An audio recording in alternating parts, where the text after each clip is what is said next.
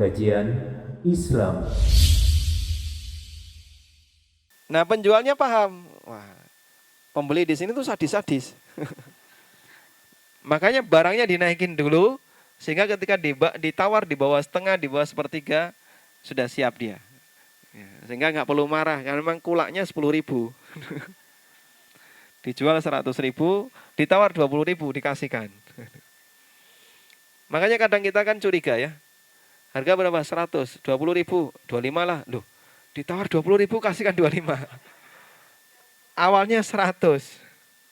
Kita makin curiga, wah ini pasti barang yang nggak bener kan gitu. Baik, makanya situasi seperti ini dulu di zaman Amirul Mukminin Umar bin Khattab ketika beliau jadi khalifah, pasar Madinah dibuat aman dari kayak gini. Sehingga beliau kasih jaminan, kasih regulasi. Salah satunya adalah semua pedagang di situ harus mendapatkan edukasi yang layak untuk bisa menjadi seorang pedagang. Makanya beliau kadang tanya satu persatu kepada para pedagang. Jangan sampai terjadi pelanggaran di pasar. Baik. Kemudian di sini saya sebutkan jual beli wafa di halaman 38 ya. Jual beli wafa itu contohnya kayak gini. Seorang mahasiswa, dia butuh duit. Lalu jual laptop. Tapi laptop ini sebenarnya nggak pengen dijual. Dia datang ke Pak Haji, ini laptop 5 juta. Tapi saya jual ke Pak Haji 3 juta saja, saya butuh duit. Dengan kesepakatan, jika dalam waktu 2 bulan saya bisa mengembalikan 3 juta, tolong laptop dikembalikan. Jual beli ini namanya jual beli wafa. Dan ulama beda pendapat. Di halaman 40 saya sebutkan pendapat Hanafiyah mengatakan, jual beli wafa itu yang lebih dekat adalah utang bergadai. Aslinya di situ saya utang 3 juta dengan menggadaikan laptop senilai 5 juta. Berarti laptop ini boleh nggak dipakai Pak Haji? Kenapa enggak boleh? Karena bukan hak milik dia, itu milik saya. Dan memanfaatkan barang hasil utang, barang gadai itu termasuk riba. Dan itu yang terjadi dalam sukuk retail.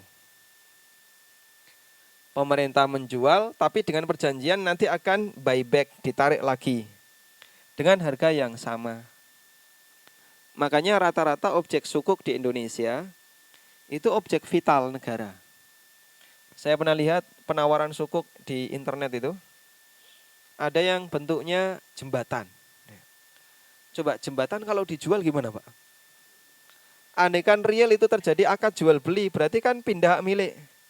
Baik, jembatan ini saya sendiri aja yang beli, tak beli semuanya. Berapa harganya? 100M, tak bayar 100M. Lewat bayar.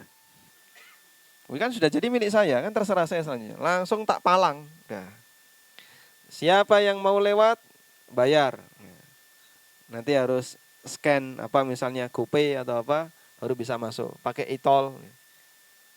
Bahaya sekali.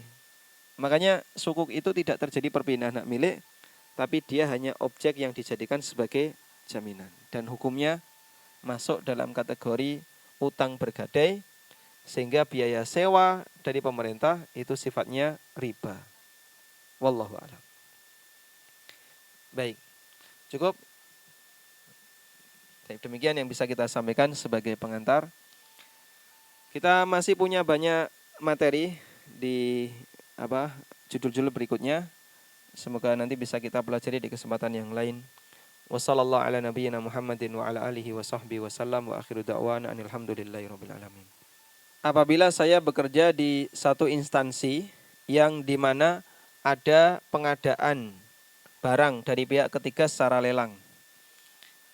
Setelah pihak ketiga memenangkan tender dan menjadi penyuplai pihak tersebut pihak tersebut memberikan hadiah kepada saya. Apa hukumnya? Tidak boleh diterima. Hadiah ini masuk dalam kategori gulul. Apa itu gulul? Harta khianat. Dan Nabi SAW bersabda, hadaya ummal gululun. Hadiah yang diterima oleh seorang karyawan itu masuk gulul.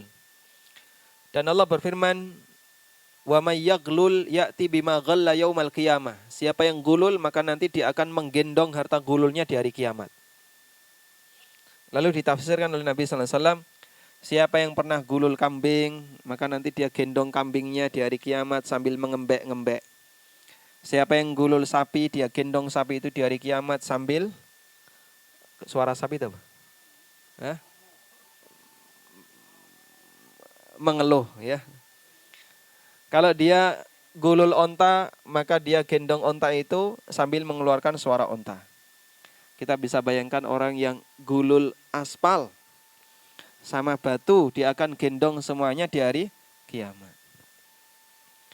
Maka Anda jangan terima yang seperti ini, hukumnya dilarang.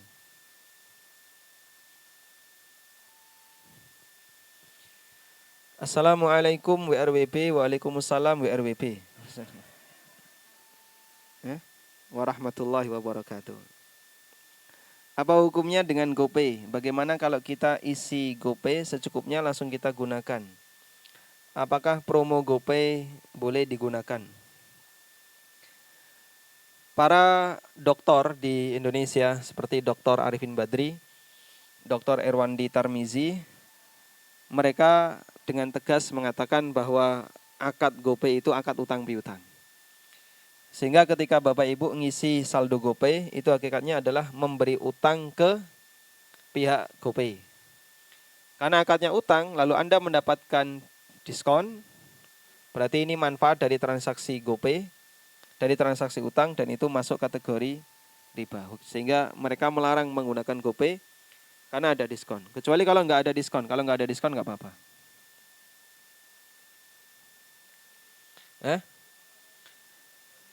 Yang dikejar diskonnya ya. Misalnya jadi Rp1. Uang Rp1 itu mahal sekali loh Pak. Coba cari Rp1, nemu nggak? Nggak ada. Itu dijual di Beringharjo Rp1. Harganya 50.000. Saya punya usaha join bareng teman, qadarullah gagal.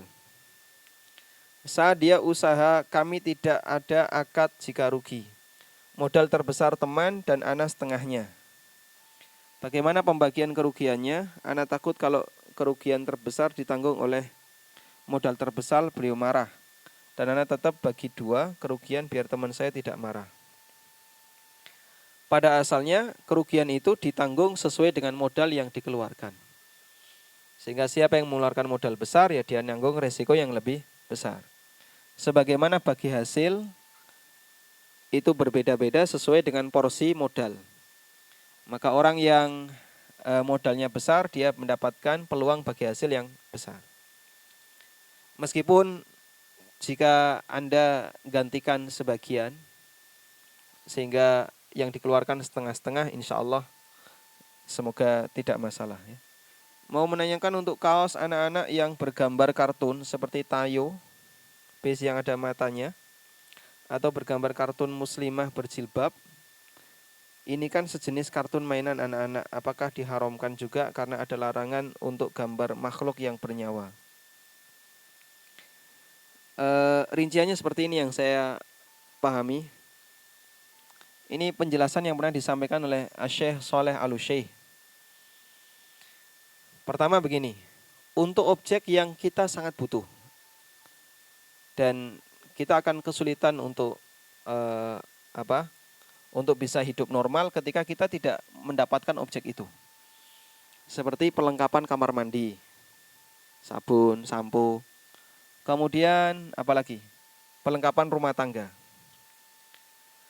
Kemudian di objek itu ada gambarnya. Maka membeli objek ini meskipun dia bergambar, selama gambar itu bukan tujuan utama, hukumnya boleh. Apalagi kalau di tempat kita, gambar dibungkus ini akan kita buang. Misalnya, kamu kok beli sampo ini kenapa? Oh, saya seneng gambarnya. Oh, itu masalah ya. Pasti ini orang yang bermasalah. Sehingga dia beli sampo, dia beli sabun, meskipun gambarnya nggak karuan. Apakah dia beli gambarnya? Tidak, dia beli isinya. Yang bagian kayak gini silahkan. Yang kedua, objek bergambar, sementara ada pilihan lain yang tidak bergambar. Contoh seperti baju kita. Banyak sekali baju yang tidak bergambar. Atau apalagi misalnya karpet ya. Kadang kan karpet ada gambar burung atau tirai ada gambar makhluk hidup.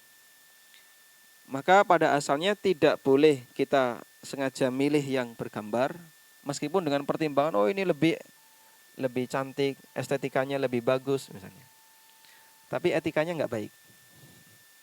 Karena kalau gambar seperti ini masuk ke dalam rumah kita terpajang, malaikat tidak mau masuk, menghalangi malaikat rahmat untuk masuk.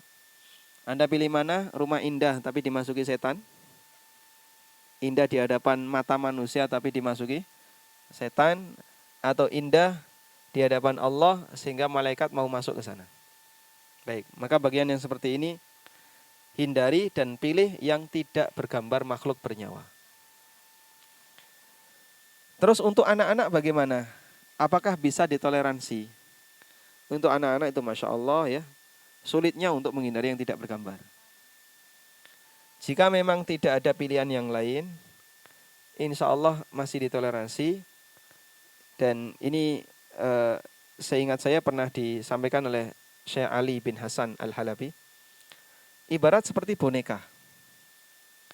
Tapi itu khusus hanya untuk anak-anak. Yang gede-gede jangan ikutan ya. Bajunya bapaknya bergambar tayo. Itu yang gede-gede jangan. Wallahu a'lam.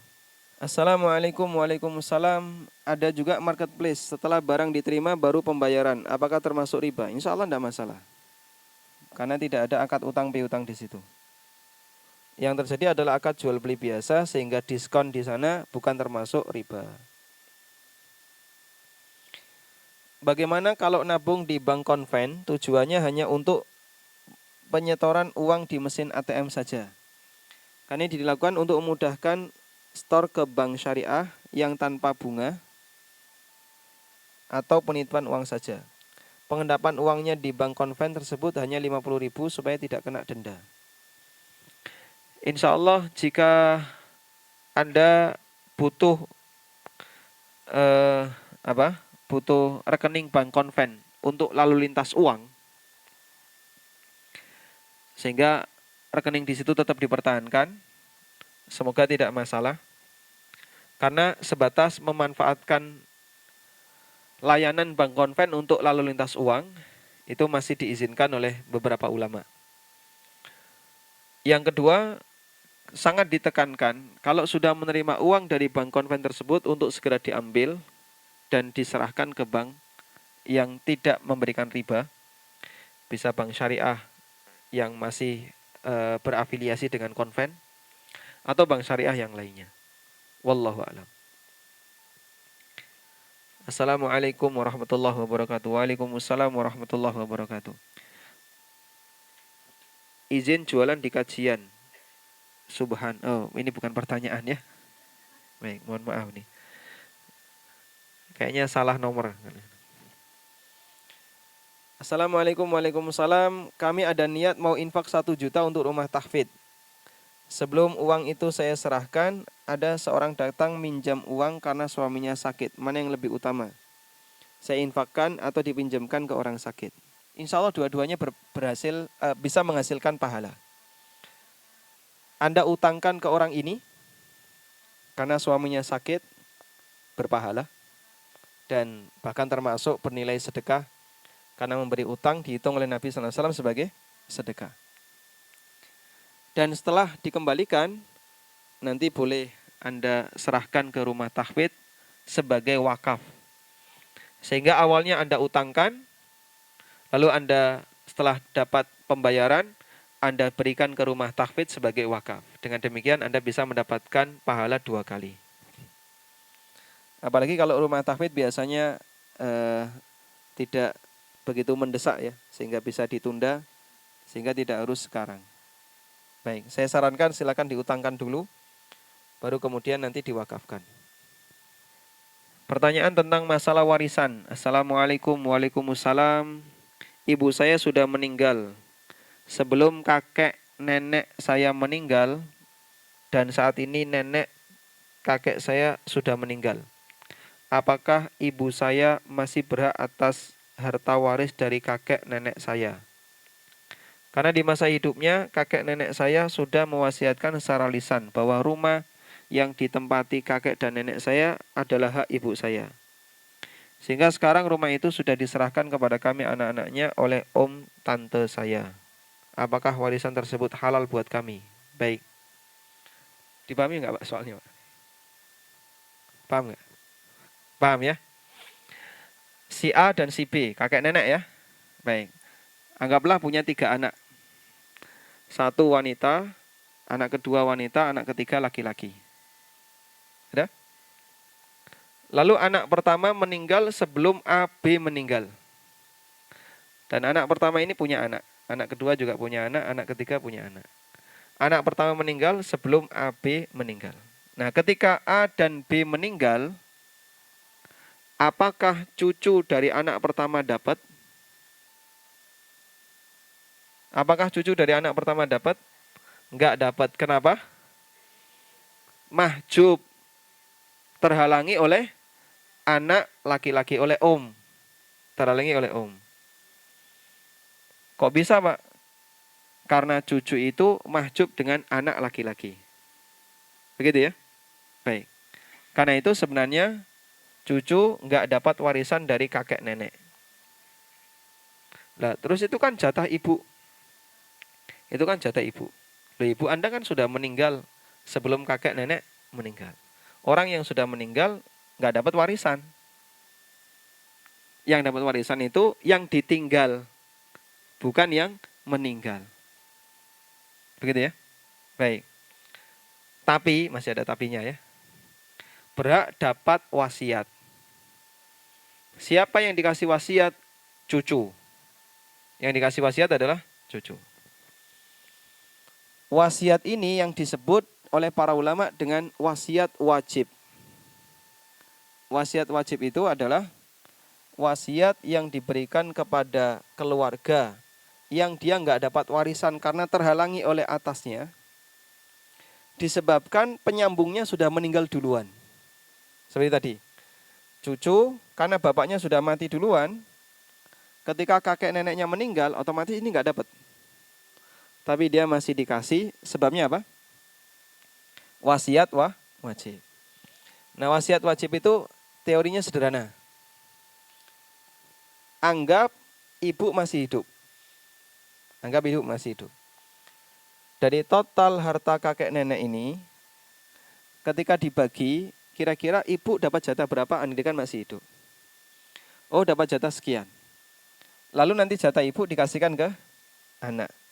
Batasnya tidak boleh lebih dari 1/3 total harga kakek nenek. Batasnya tidak boleh lebih dari 1/3 dari total harta kakek nenek. Paham ini? Jelas atau belas? Jelas, alhamdulillah. Baik. Misalnya ya, harta kakek nenek 100 juta. Itu bisa bentuknya properti, rumah, tanah, dan seterusnya. Total pokoknya 100 juta. Ketika kakek nenek meninggal, sebenarnya cucu enggak dapat. Karena nanti 100 juta itu dibagikan ke anak-anaknya. Tante dan om. Tante dapat 1, om dapat 2. Sehingga 100 juta dibagi 3. 35 juta untuk tante, 65 untuk om. Baik. Tapi kalau pakai wasiat wajib, nanti dulu. Ibu dianggap masih hidup. Jatahnya berapa kalau ibu masih hidup? Oh, berarti ini ada 3 anak. 2 wanita, 1 lelaki. Yang 2 wanita dapat 2. Yang 1 lelaki dapat 1. Berarti dibagi 4. 100 dibagi 25. Dibagi 4, dapat 25. Ibu dapat 25. Tante 25. Om 50. Sudah? Nah, yang 25 ini diserahkan ke anaknya. Ke cucunya tadi. 25 apakah lebih besar atau kurang dari 1/3? Lebih kecil, maka boleh dilanjutkan. Andaikan dia mendapatkan 50, harus dipotong maksimal 35.